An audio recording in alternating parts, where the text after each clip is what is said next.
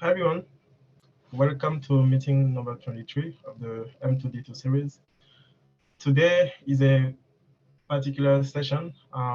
We have 3 talks instead of 1, 3 small talks, and they will be covering, the speaker today will be covering open source tools that you can use to get you started in your journey for AI in drug discovery.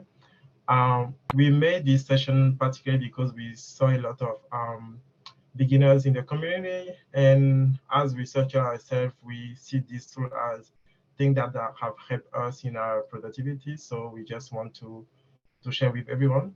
So thank you for attending the session. And the first project that we'll be talking about today is Datamol. And Datamol will be presented by Hadrien, who is one of the main authors of Datamol and the lead of the molecular design team at Valence Discovery. Hadrien has earned his PhD in biophysics from the University of Toulouse, had joined Valence after 4 years of postdoc at McGill University. And at Valence, he developed new methods to bridge the field of machine learning, pharmacology, and to develop the next generation of drugs. Thank you so much, Hadrien, for accepting our invitation. And without further ado, the floor is yours. Thank you, Prudencio. And hello, everyone. So I'm Hadrien Marie, and today I will present you Datamol. And so, yeah, the goal of the talk of today is to be quite practical. So most of it will be about showing you very practically what you can do with Datamol. So you can start using it today. And before that, I will start by a quick introduction about it. So, okay, so what is Datamol? So Datamol is a Python library that allows you to manipulate molecules. It's based on RDKit. So RDKit is a de facto standard open source library in drug discovery and chemoinformatics. It's a C++ library with a Python binding, and Datamol is a wrapper on top of it. So the goal of Datamol is to allow you to manipulate a molecule, but in a very Pythonic way. So the API is has been designed to be easy to use and intuitive, a bit similar to the API such as NumPy or Panda API are designed. With Datamol, you can also read and write in various molecular formats. And as I said already, the library is based on RDKit, meaning that the molecule object you manipulate in Datamol is not a custom object. It's not a new one. It's RDKit molecule object. It means that you can start using Datamol today in your project, and you won't have to refactor everything. Everything by design will be already compatible with former your former RDKit code base. Before showing you the API and how to use Datamol, I want to give you a little bit of context and history about it. So Datamol has been created at Valence Discovery, where I work. And the primary goal was to refactor a lot of different, very low level and basic molecular function we had to manipulate molecules across our code base. And so we decided to create Datamol to put together all those functions, and so to be able to standardize our procedure for common molecule manipulation. It also reduces the code surface area for potential bugs, and it kind of enforces everyone to use the same pipeline for basic molecular manipulation. Because we try to put a lot of effort to make the API very intuitive and easy to use, we believe it also lowers the learning curve for newcomers. And so in short, the audience for Datamol is quite broad, both newcomers in chemoinformatics, but also people with an existing experience in chemoinformatics, and also former RDKit users are the audience that we try to target with Datamol.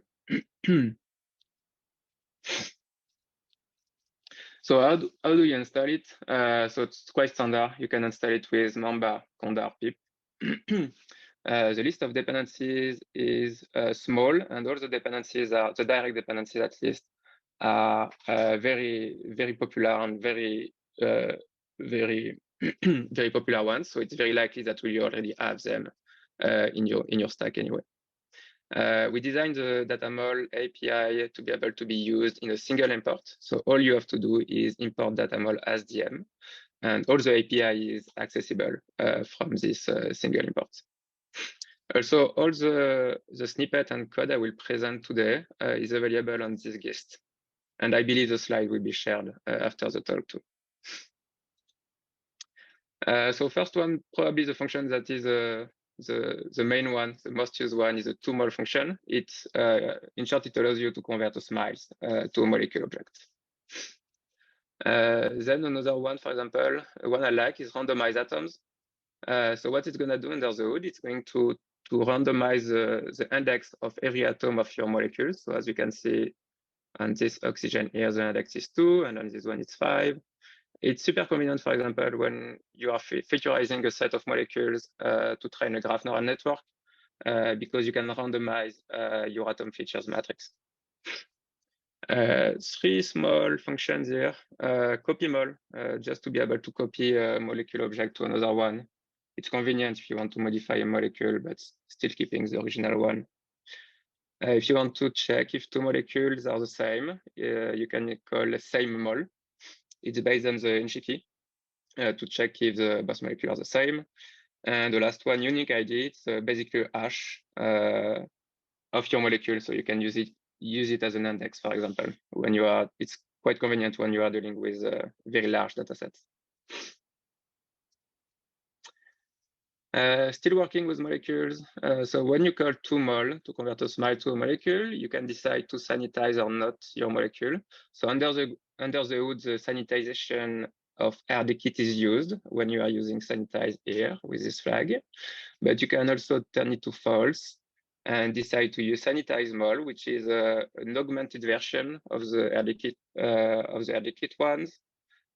Essentially, it's doing the same, but with small additional fixes, which can be convenient, for example, to detect correctly aromaticity.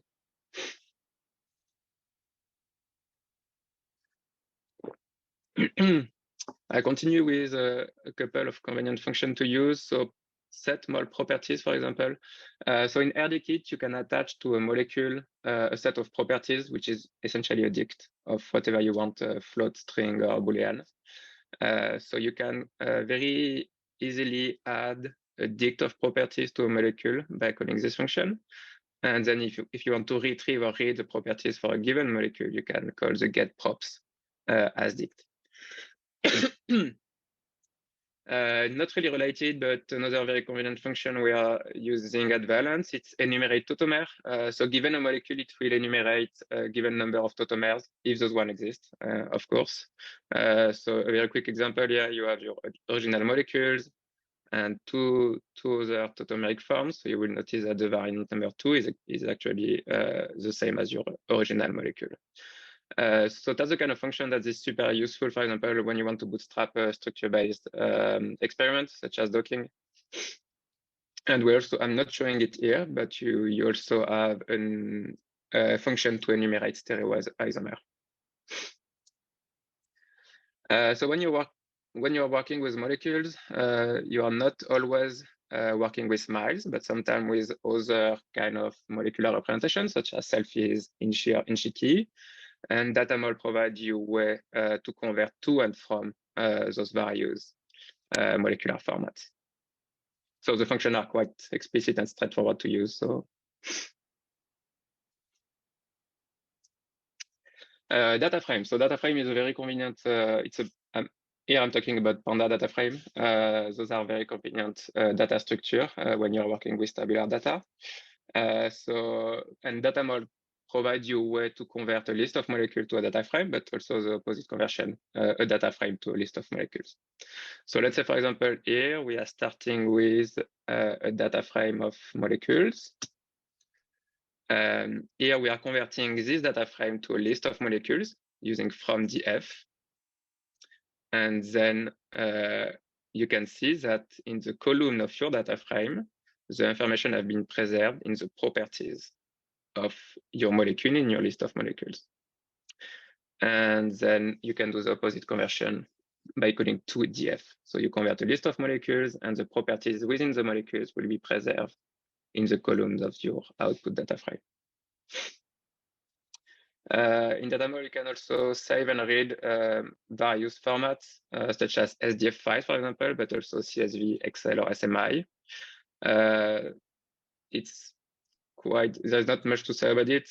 Just provide your data frame and URL path.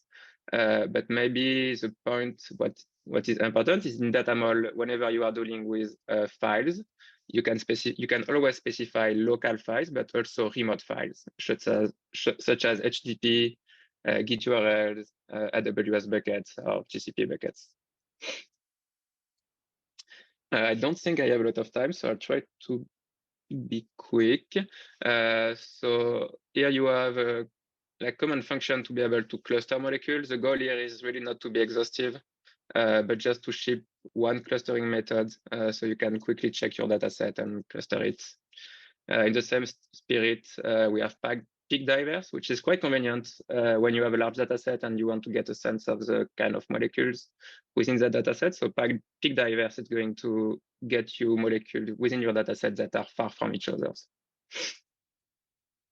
We also have a module to be able to fragment molecules, which is convenient when you want to build a fragment libraries. So we ship 3 different methods. The one here is called bricks. We also have methods to be able to extract a Mirko scaffold from a molecule, as you can see here, but also the generic scaffold if you want. We also provide fingerprint computation for a given molecule. So all the fingerprints are coming from RDKit. The API is here with 2FP, where you can provide the name of the fingerprint you want to use, and then any argument that you want to pass to the underlying RDKit function. And we also have a module to compute distances distances with pdist and cdist, and the API is similar to the SkyPy one. We have a module to deal with conformers. So all of this is based on RDKit 2. The most useful one is probably generate, which is going to generate you a list of conformers for a given molecule. You can configure a lot of stuff, like for example, you can decide to minimize the energy or not, or also provide an RMS cutoff. SASA to be able to compute solvent accessible surface area based on the conformers, and also a module to compute the RMSD. We also have a visualization module to be able to visualize in 3D conformers based on NGL view. Then DM parallelized. So DM parallelized is not really tied to molecules or to RDKit, but it's a function that allows you to do distributed computing, and we have been using it quite extensively at Valence. It's very useful to process large data sets. So it's quite easy to use. The first argument is your input, your function. The second one is your list of inputs, and each element of the list will be passed to the input function. Okay, so Datamol is production ready. We have been using it in live drug discovery project for more than 2 years now. It's extremely useful for us. The API is quite stable. We are very cautious about API stability, and we want to guarantee long-term backward compatibility. The coverage is quite extensive, more than 80% on the major platforms, Linux, OS X, and Windows. Datamol is open source. The license is Apache, meaning you can use it in whatever use case you want to use it. You want to use Datamol. And I will finish by asking you to cite Datamol. So it's actually not like specific to Datamol, but to any research project, open source project you are using within your research. It's quite important to cite those. And on this, I will thank everyone and happy to take any questions. Cool. Thank you so much, Adrian, for the good presentation of Datamol. There's a few questions in the chat. I can Yes. read them to you. So one question was by myself. Can you explain when you were talking about sanitization? Can you explain what it actually means for people who are not too familiar with the term? Yes. So in short, sometimes a smile doesn't specify all the hydrogen or all the bonds, meaning that the software that read your smiles will have to infer those informations. So here we are talking about RDKit. So RDKit will try to be smart about what the best bond exists in between atoms where the bonds are not defined. And it's especially important in the case of aromatic rings, where the bonds are most of the case not explicit. The sanitized mole here is doing a little bit more in the sense that is doing a mole to smile to mole conversions. We know by experience that it usually catch a small list of edge cases where the default sanitization procedure doesn't work well. And it also called a script called sanifix, which will try to deal with edge cases that you can encounter when you have nitrogens in your molecules. Okay, cool. Thank you. Do you support all the fingerprints from RDKit or only a few? I think most of them, but if you want to add more, you should definitely ping us on GitHub. We'll be happy to do it. Probably not all of them, but most of them, I would say. Okay, cool. And any plan to support non-RDKit fingerprinting method? Yeah, definitely. If someone is interested to ask us what kind of fingerprint he wants to add, I mean, there is no plan on our side, but we will be happy to consider it for sure. Cool. A question from Gustavo.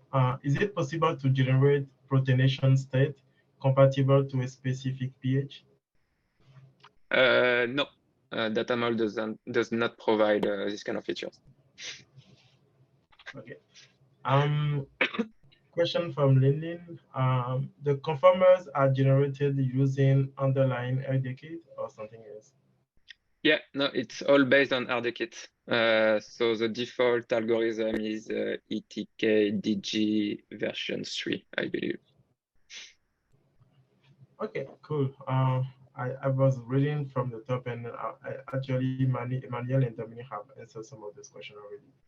So thank you, Emmanuel and Dominic. That was all the question in the chat. You have maybe 1 more minute for one question? Oh, if you have any question worth asking, just okay. open your mic.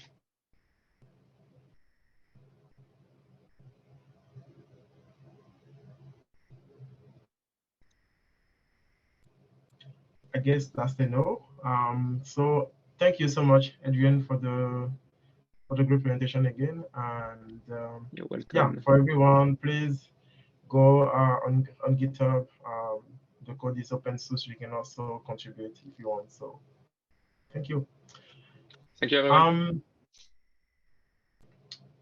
Our second speaker, our second project today will be TorchDrug. It will be presented by Chence and Zuobai. A bit about the speaker before we dive in. So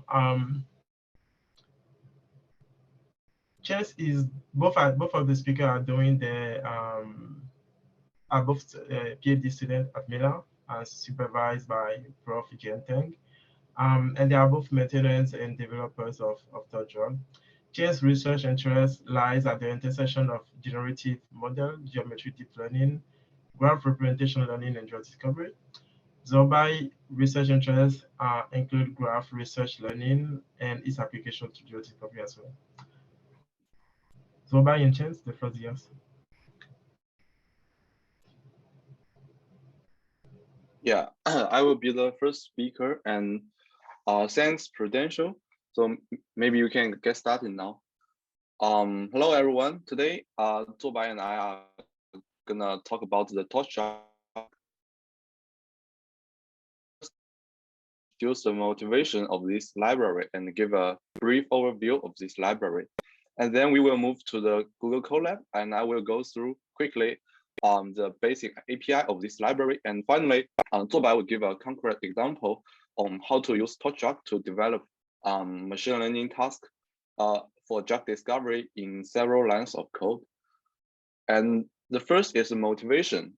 And nowadays, actually, machine learning for drug discovery has been attracting a lot of attentions. And but actually, we researchers need to know a lot of domain knowledge to do research in this field. For example, you should at least be able to use RDKit, which is a chemistry open source library to process the information contained in a molecule, such as converting the molecule between RDKit object and also network X object and also the PyTorch object. And also we have found that actually in previous years, almost all of the research in this field and they write code from scratch, which makes their work hard to debug and hard to reproduce. And also some operation provided by RDKit cannot be accelerated by GPU. So here is a snip from a machine learning task for drug discovery, which aims to do the pre-training. And you can see that we have almost hundreds of lines of code, and we need to read atom attributes from the molecule and also parse the edge list from the molecule. So actually, this effort can all be saved if we can develop a unified framework to process the molecule. So this is our first motivation. So we want to build an infrastructure to accelerate the research and development in this field. So our second motivation is that actually the molecule or the graph contains a lot of non-grid information. So I can cleverly remember that when I was doing my first research object around 3 years ago, I actually padded all the molecules into the same size and then batch them together. So such a practice is actually both computational and memory inefficient. So we need a better way and a smart way to cleverly batch all the molecules together. So inspired by the PyTorch geometric, in TorchDrug, we actually batch all the graphs into a whole big graph. And we will also maintain we will also maintain a list which tells the system so which atom belongs to which molecule. So in this way, we can actually save a lot of computation. So in a nutshell, we don't want to write everything from scratch, and we want to we want a consistent interface for similar components. So here is a library overview of TorchDrug. Our library only rely on 3 external libraries, and they are PyTorch, TorchScatter, and RDKit. And built upon this library, we have implemented our own graph object and our own molecule object. And this class contains a lot of transformations, such as extracting a subgraph from a molecule, and also read the attributes from the molecule. And based on this class, we have implemented several datasets suitable for different machine learning tasks. And also we have built a lot of layers which can be which are reusable. And we have also included some famous and popular machine learning models for molecules, such as MPN and graph attention network. And also we have included some tasks for drug discovery, such as property prediction, molecule pre-training, and also some de novo molecule design. And of course, users can easily build their own tasks into our library without affecting the functionality of other tasks. And finally, we have an engine which will handle all the training, evaluation, and the checkpointing of the model. Okay, so next, I think I will go to the Google Colab and to quickly go through the basic API. So I guess you guys can see my screen, right? Yeah. Yes, we can. Yeah. So we will first connect to the Colab and we can install the library by using only like 3 lines, and it is super fast.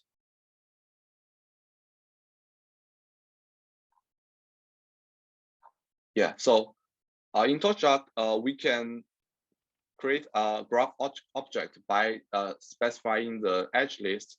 And in this case, we will get a directed graph, because you can see we have an edge from 0 to 1 and an edge from 1 to 2. Also, we can, and all these attributes are stored in a sparse manner. And we can also convert the graph to the undirected graph and visualize the graph in the Colab. And also we can convert the sparse adjacent images to dense version. And also we can specify a type for each edge. We can simply add the third element into the edge list. Here the 0 means, so here the 0 is the first type and the 1 is the second type. So we can specify the number of relations when we create the graph.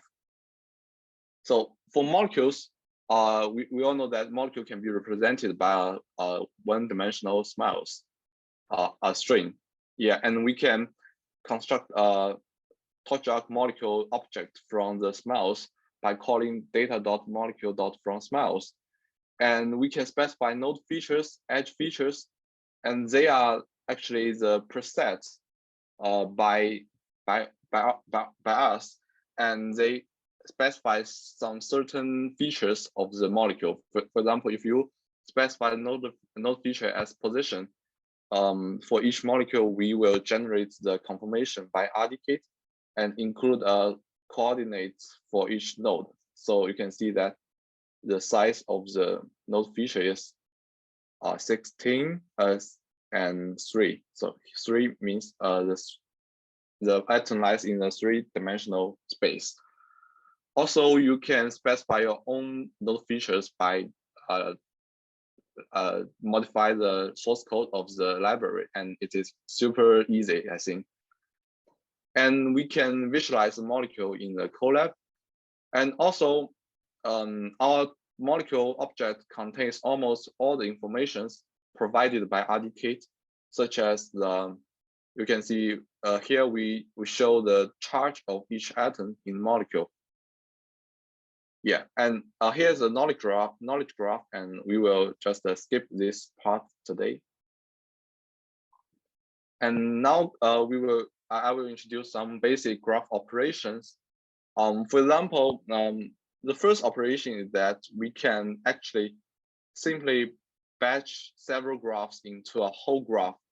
So here we have a smiles list which contains 4 smiles, and we can generate a packed molecule by calling data.packed molecule from smiles, and this will gives you a packed graph, and it contains 4 submolecules. You can see the batch size is 4, and the number of atoms is 12, 6, 14, 9. And also, this object will maintain indices inside the object, which will handle the batch operation of this graph. So you can safely treat this packed molecule as a single molecule and do whatever you want on this molecule, such as message passing. And the index inside this molecule will ensure that messages can only be passed between each submolecules. And the molecules can be viewed as a like a PyTorch object, and you can put it onto the GPU by calling .CUDA. And also we can repeat the molecule just like how we repeat the tensor by calling molecules.repeat. And also we can index the molecule just like how we index normal tensor in PyTorch. And also we can manipulate the molecule by some criteria. For example, here we will remove all the edge who don't connect to each either a carbon. So you can see that if the end node of the edge is connected to at least one carbon, this edge will be kept. And finally, you can see we transform above two molecules into the below two molecules, and all the edges that do not connect to the carbon are removed. And actually, our TorchDrug contains a lot of operations on graph object, and I don't think I can cover all these operations today. And you can check the docs of the TorchDrug. I think that's all for the basic operation for the molecules. And next, I will give the host to Zuobai, and he will give a concrete example on how to use TorchDrug. Yeah, so let me stop sharing. Okay, thanks for Chence's introduction. And now I will quickly go through this Colab tutorial to show you how to use our TorchDrug library to train a graph neural network for molecule property prediction tasks. Okay, so first we need to install our TorchDrug library and its dependency. And the first step for this machine learning pipeline is to prepare the dataset. And here we use the Kexin datasets for illustration, which contains around 1,500 molecules labeled with FDA approval status and toxicity status in clinical trials. And it only takes one line to load the dataset. TorchDrug will automatically download the dataset to the path you specify. And then we can randomly split the dataset according to a split ratio. And here we can simply visualize some examples from the dataset. And we simply take the first 4 molecules from the dataset and visualize them. And in the figure below, you can see the 2D structures of the 4 molecules and also their labels. So after pre-processing the dataset, the next step is to define our model. And the model will consist of 2 parts. A task-independent graph representation model and a task-specific module for prediction. And here we will use a Zhang as the graph representation model, and we use 4 hidden layers with shortcut, batch norm, and cat hidden option on. And then we can define a task module called property prediction and pass the Zhang model into this module. And after that, we need to specify which labels we want to predict. And also we need to specify which criteria and metric we want to use. Since this is a binary classification task, we will use binary cross entropy as loss function and use AOPRC, AOR, and AORC as evaluation metric. And then we can train our model. So we first set up an optimizer for our model, which pass the parameters in the task module into the optimizer. And then we put everything together into the engine object. We pass the task datasets optimizer into the engine object. And we also specify which GPU we want to train our model on. And we also specify the batch sets. And then it only takes one line to train our model and another line to evaluate our model on the validation set. So here, due to the time limit, I only show you the results. And here you can see we have printed the training log to the screen, and the loss function is continued to decrease. And finally, we can get some evaluation metrics on the validation set. And further, to have some intuition of our model, we can further investigate the predictions from our model. And the following code will select one example from each category and then plot the results. So as you can see here, here are 3 molecules taken from the data set, from the validation set. And then we show the prediction value and the target value on the above. And at the bottom is their structures. So that's how can we use TorchDrug for molecule property prediction. And to conclude, the aim of TorchDrug is to accelerate the research and development in drug discovery and further promote the reproducibility of future objects. And automatically, we hope that our project can benefit public health. And we are very open to feature requests, model requests, and issues and PRs.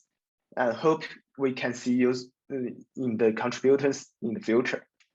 And by the way, in the near future, we plan to release our TorchDrug library, Torch protein library, which is designed specifically for protein representations. So yeah.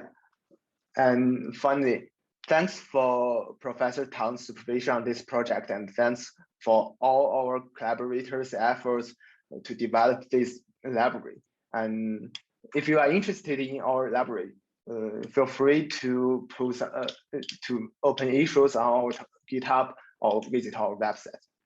So maybe that's all for our presentation. Any questions? There is a few questions in the chat, but I think Chence has already covered them. Is there anyone with any left question? So I have addressed some of the questions. So for Lili's question, she was wondering whether this library is research oriented, and actually, yeah, the answer is yes. Actually, a lot of works in our group are now built upon TorchDrug. And also, Zuobai mentioned that we will release a torch protein very soon.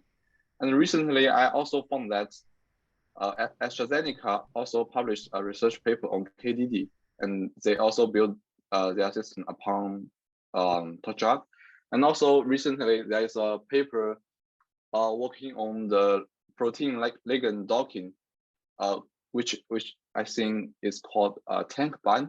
And they also write their code using TorchDrug. So I think this library is quite friendly to new beginners in this field. Yeah.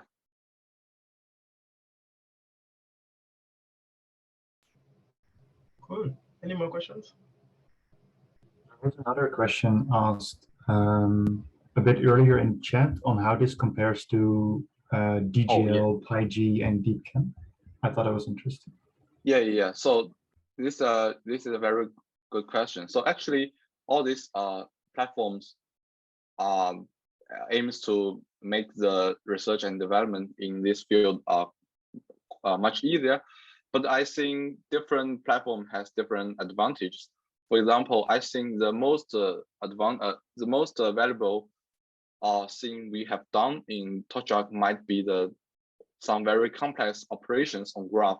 So you can, since if you batch different graphs into a whole graph, so each subgraph in the graph has different size.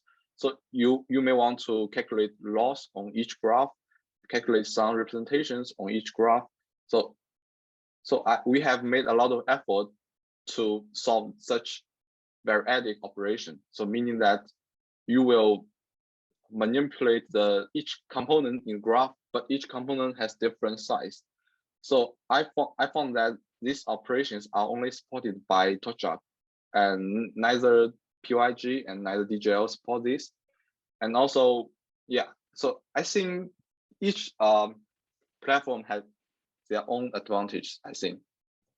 What's the advantage to this batching when you batch the molecules together into one graph? So imagine if you use a knife padding, so you need to pad all the molecules to the maximal size of the graph in the data set.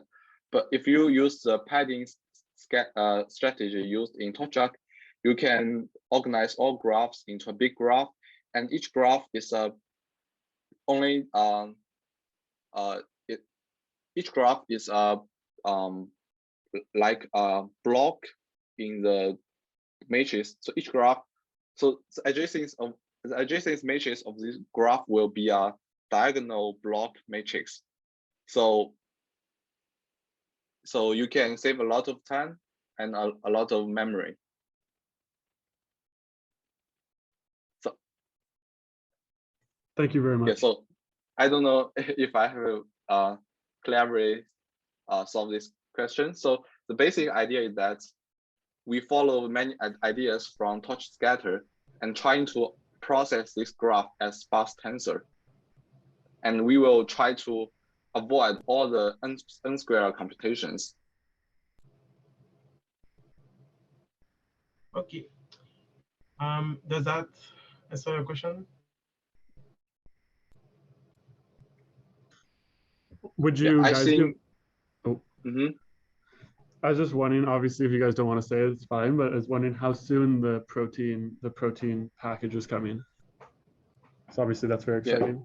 Yeah, maybe Zuobai can.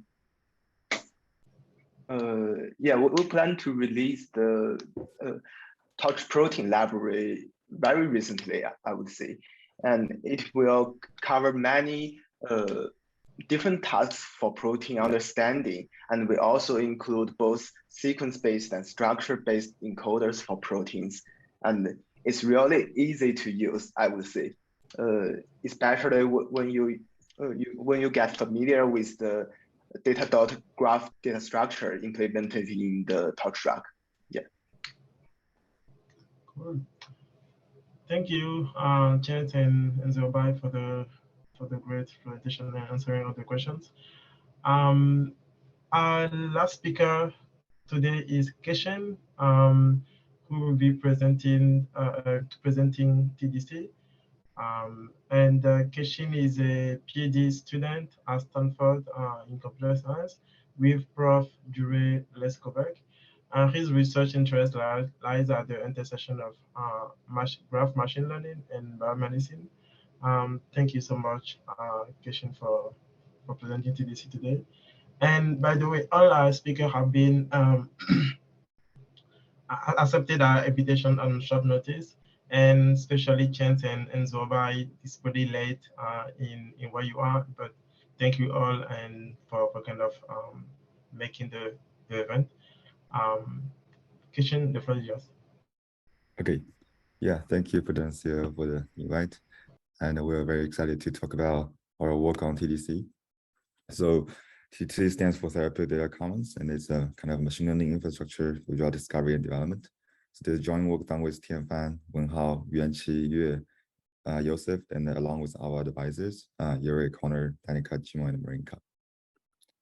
So the motivation of TDC is threefold.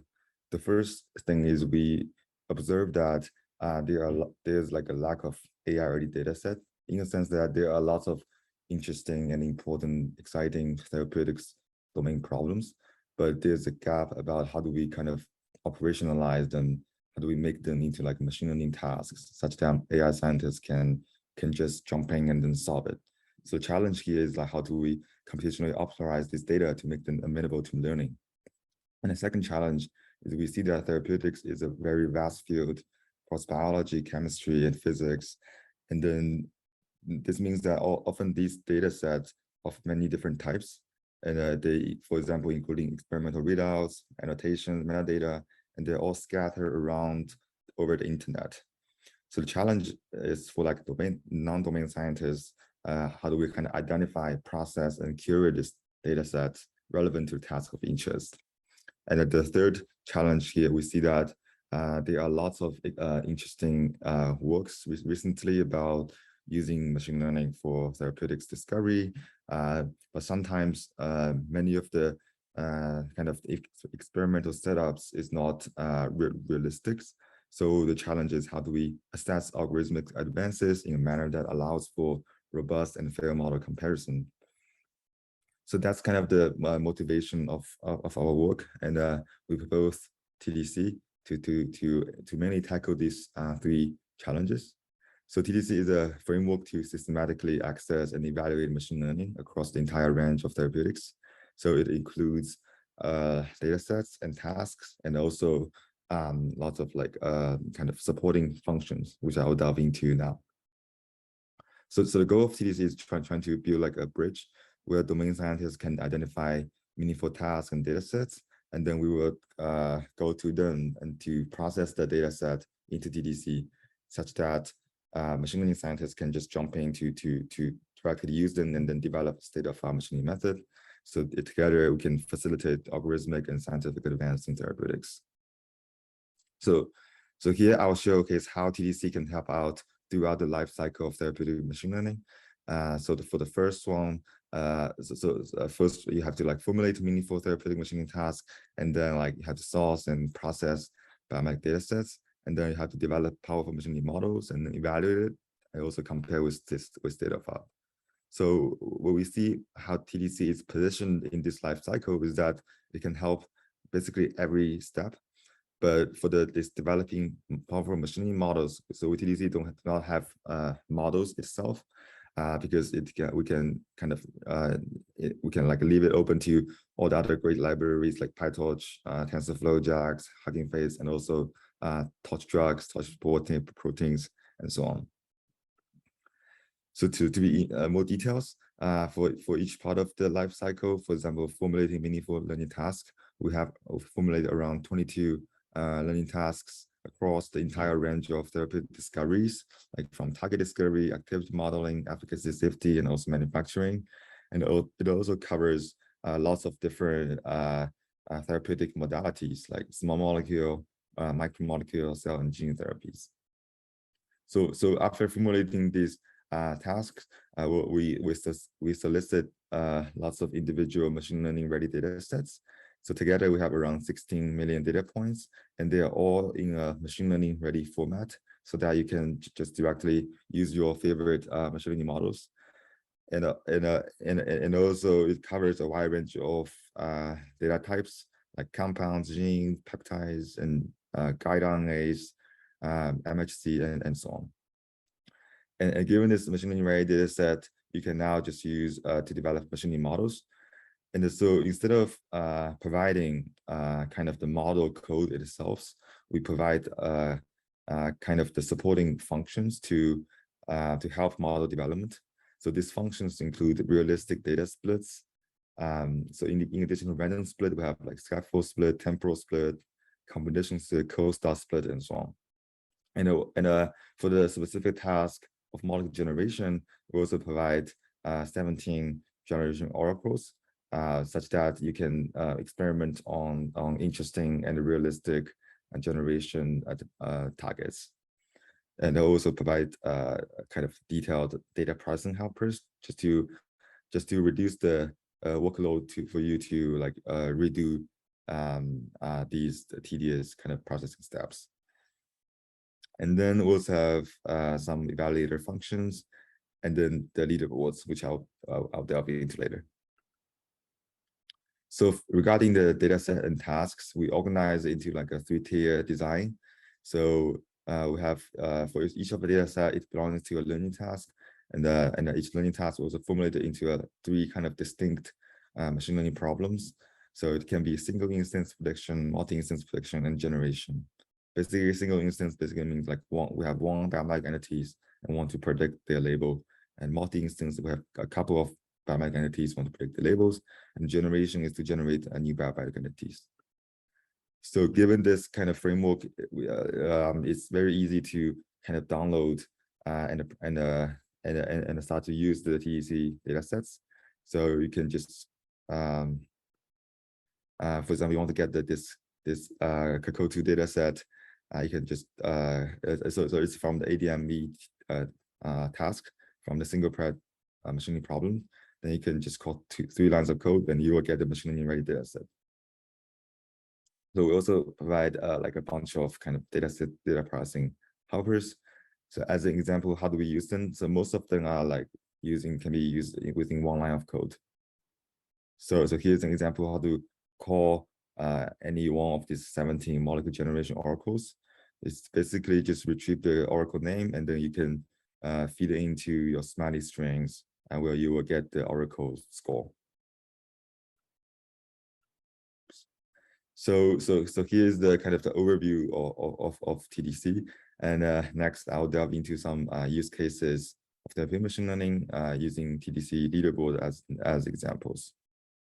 So for TDC leaderboard, we have mainly provide like for each benchmark, we provide a data set, a data split, and also performance metric to evaluate machine learning models.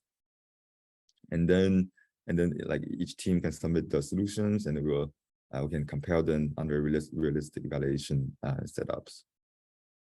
So here I'll briefly talk about 3 leaderboard that we have currently.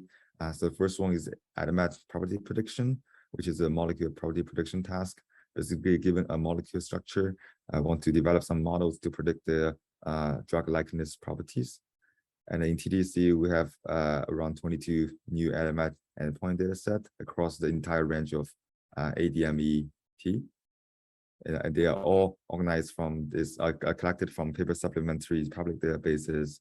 And to our best knowledge, these are kind of realistic endpoints that are exciting for the drug discovery scientists.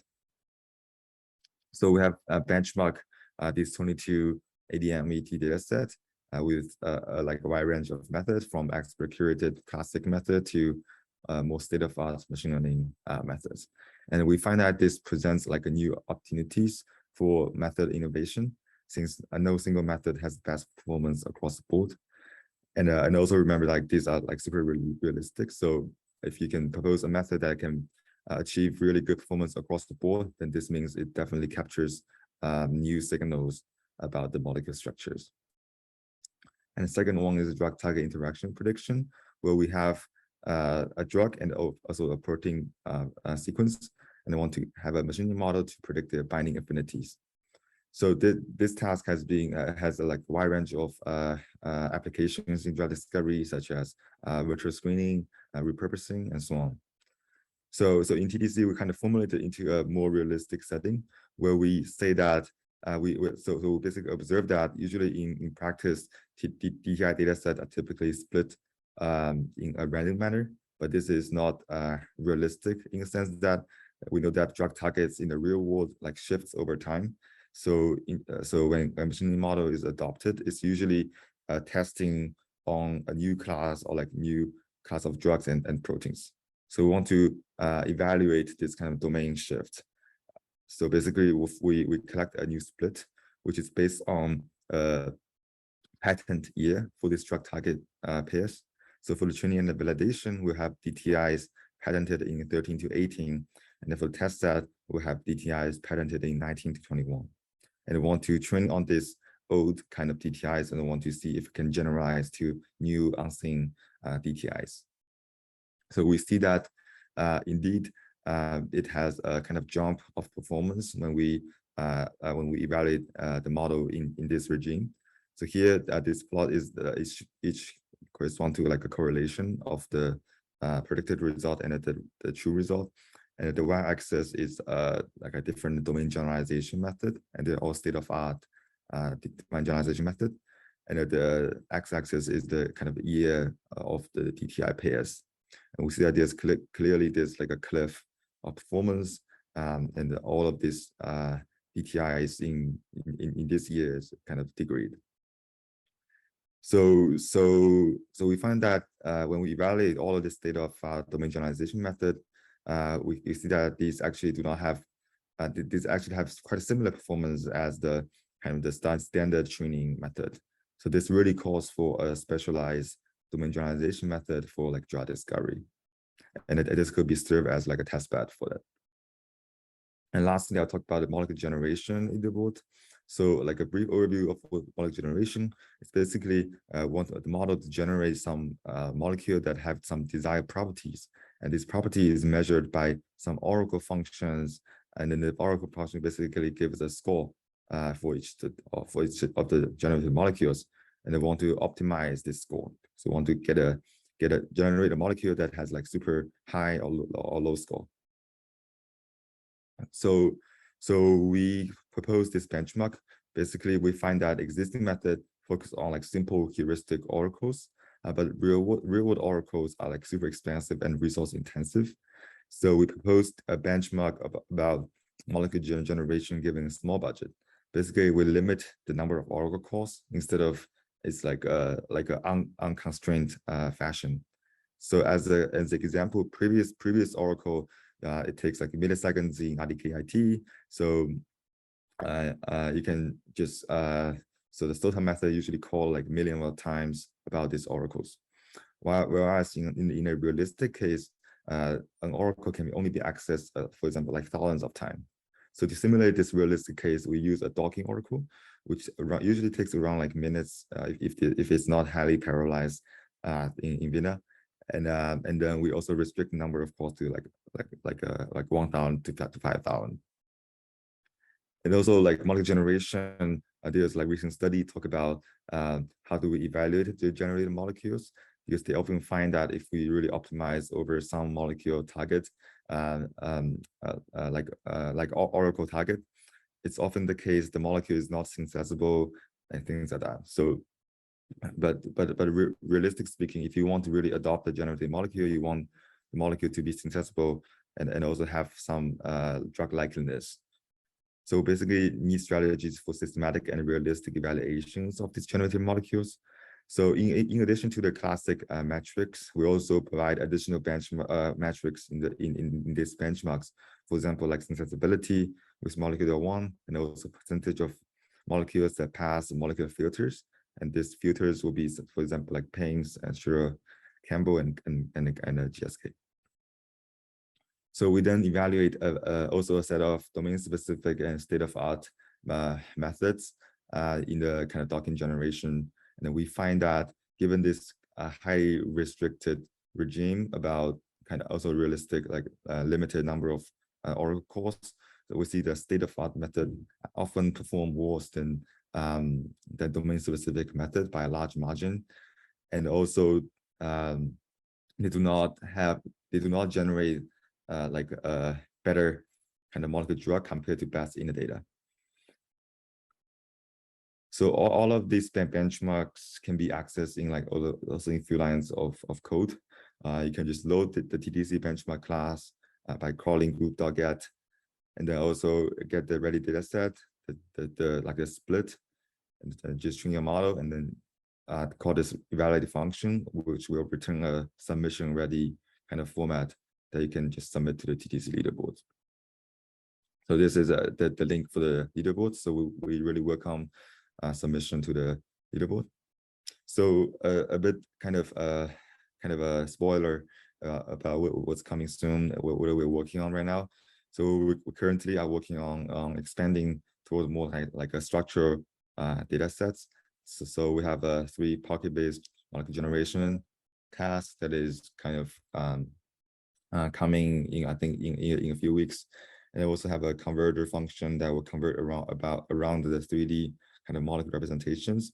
And also we have a collaboration with graphing, which we will transform many existing tasks in the TDC with like antibodies and the proteins with protein representations.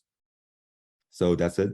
So we have, this is open science initiative. So we also have a Slack work channels, Slack workspace. So welcome to join in the workspace, and you can introduce yourself. And also we have some job postings which will share relevant positions.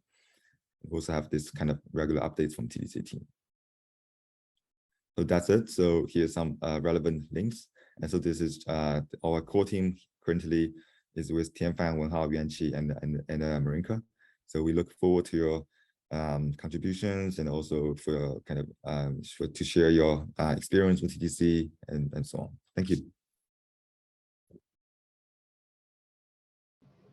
Thank you so much, Kexin, for the group presentation. Any questions? There is one I see in the chat. So Yepeng is asking if the library is easily compatible with PyG, which include state-of-the-art models. I think I think that's for the previous talk still. Yeah, no. It was for the previous talk. Oh my god. But there is the question is how easy is it to include a new model in like one of the benchmarks? Oh, I see. Yeah, I think yeah, it's super straightforward. We have kind of like a few lines of code as I showed before. Like you can just we have this machine learning ready dataset loader, and then just feed it into your favorite model, and then we have this function that will generate like a submission ready metric, and then you can just submit to. We have like a Google form, which will step by step like go through with you. How do we submit each of the leaderboard? It will collect some information about the model, like number of parameters, link to the paper, GitHub, and so on. Cool. Adrian is asking if you are planning to host a competition where the test set is not disclosed before a specific timeline. Yeah, we were discussing with some kind of pharma company about that, but it's I think it's currently a bit kind of difficult because pharma usually think private data sets as some like asset for themselves, and we are probably thinking about a data set that could have like public test set, but we enforce by kind of like honor code, which is similar thing with like OGB and things like that. So we're thinking about it, and then we're probably going to like discuss more about it. Yeah. Okay. Chence is asking if TDC contains some baseline for each task. Yeah, we don't have baselines for each of the 60 or like 22 tasks, but for all the like leaderboards, they are heavily kind of evaluated across a wide range of baselines, and this model can be found. We have in the GitHub. There's a like a directory called examples, which I can share the link. I take that for a no. Thank you so much all for staying to the end. Thank you again to all the speakers.